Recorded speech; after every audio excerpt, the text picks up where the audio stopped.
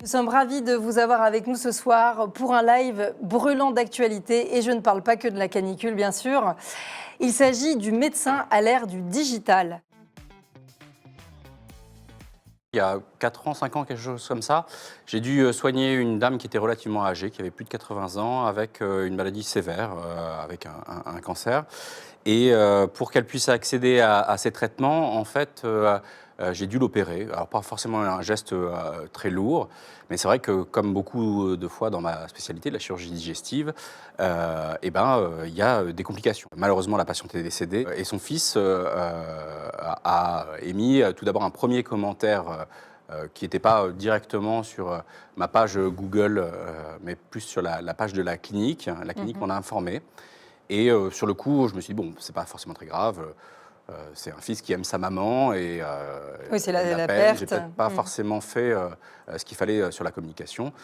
Mais au bout d'un certain temps, j'ai vu plusieurs commentaires qui sont apparus. Et finalement, les choses se sont passées plutôt bien parce qu'après, j'ai appelé Branché. Il faut qu'on revienne quand même sur la question du commentaire, la nature du commentaire. Est-ce que c'est de la diffamation? Est-ce que c'est de la liberté d'expression? Sur les commentaires, en l'occurrence, que le docteur Sperkers a reçus. Il y a dans la clinique vétérinaire, il n'aurait pas fait long feu, et il n'aurait pas. C'est également considéré comme une injure. Vous voyez pourquoi? Parce que c'est un propos outrageant qui blesse forcément, mais qui ne rapporte pas un fait précis.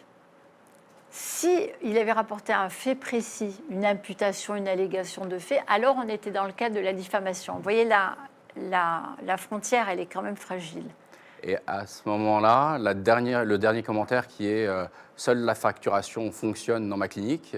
Je suis persuadée que le juge dirait que c'est un ressenti, c'est la liberté d'expression.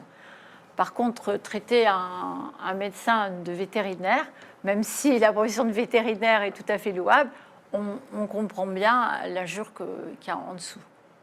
Et vous avez pu identifier la source initiale de ces commentaires ou Alors, c'était, oui, j'ai eu la chance par rapport à d'autres collègues, c'est que cette fois-ci, le fils en question n'avait pas un pseudonyme. Il avait mis son nom directement, donc j'ai pu l'identifier.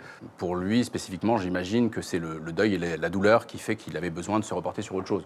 Je n'en porte pas grief du tout, mais c'est vrai que ça commençait à poser des soucis.